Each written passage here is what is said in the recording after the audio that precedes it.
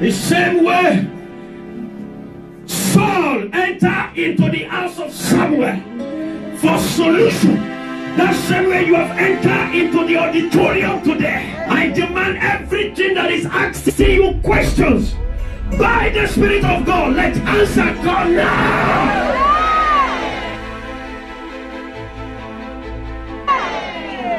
In the name of Jesus. That difficult man, that difficult assignment, receive the answer now.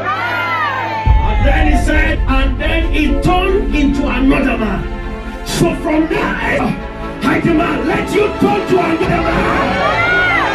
Let you turn the solution your word is looking for. Become the solution you're looking for.